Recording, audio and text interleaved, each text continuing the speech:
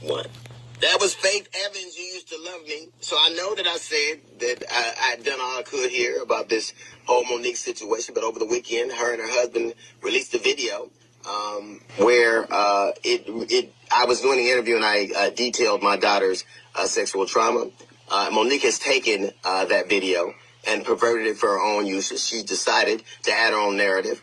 I will only say this, and I'm answering this now, in response to a request from my daughter, who, of course, over the weekend was crying, of course, having her trauma, tried it out in front of the world in a situation she had nothing to do with, that doesn't have anything to do with a contract, would be traumatizing to anybody, particularly when it's from somebody who claims to love us for real. But she proceeded to talk about how I let a man touch my child, which nothing could be further from the truth. They were both 13 years old. They were friends that had grown up together. She told me about it years later, and when she told me about it, I and this is something I lament to this day, denied that I said, well, you know, that's what kids do. Now, that was my estimation of it. It was not her interpretation of it. She was hurt by that. And I will never forgive myself for not, A, believing her, and B, handling it the way I did. But for Monique, A, to put a man in that room, which never happened, and B, to bring up sexual trauma in an argument that has nothing to do with what you're talking about, is unconscionable. My daughter Tyler addressed it, my daughter Ryan addressed it with her in a letter. And the thing that I was most proud about in the letter is not only that she held her head high, because she's supposed to. The other thing is she said there are legitimate things you could have gone after my father about, because my children know exactly who I am. They know that I'm not perfect. They know that I'm flawed. And none of them would have a problem with you assailing things that are really true.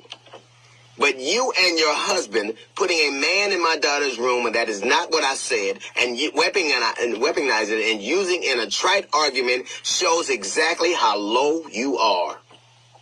You are a monster. You literally are. You didn't play Precious. You didn't play Precious's mother. You let her out.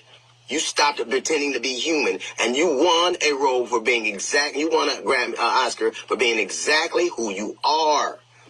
Who says they love women and are there for women and protect the babies and would trot out someone's sexual trauma just to use in an argument? I don't know anything about you. I know that what happened to you when you were a child, what happened to you when you were growing up, those things are traumatic to you, and I would never bring them up.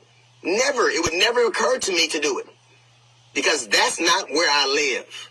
That's not what I do. You have had this argument or this show be about everything. It was about a contract. It was not. It was about an insult on the radio station, on my radio station. The question never aired. You know it never aired. And you continue to have this. And then you have the temerity to answer my daughter's letter with an invitation to come on my show. I will never let you on my show. Never. We will never talk to my children. I will never have anything to do with me. You do not exist. Maybe leaving my children out of your mouth will leave you room for the food you love so much. Look, you can continue to do whatever you want to me. That is fair game. I'm in this business. For you and your husband to continue to do things like this, you have already, first it was a contract. You've attacked everything. The dog, my wife, now my children. Enough. You do not exist to us. You don't get to break my family. You don't get to do that. I don't know if you ever had a man who loved you as much as I love my children. I don't know if you've ever had anybody who's standing in your stead, because the man next to you damn sure ain't doing it. All he's doing is wrecking what's left of the rubble of a career that you're pretending to build, trying to build back. Leave my children alone. Stay with me and we're fine. You're a horrible woman. You love women like Ike loves Tina. And that girl over there, I shouldn't call you a girl, this woman over here, you know one thing for sure. I love you. And I'd never let it. And I'm your daddy for real. And you don't have to pay me for it. One day I hope that you're happy and you can stop being such a miserable, low human being. Maybe one day you will get to be as small as you often act. That's a little note from the GED section. We got the Jazz Report coming up in 15 minutes. It's the D.L. Hughley Show.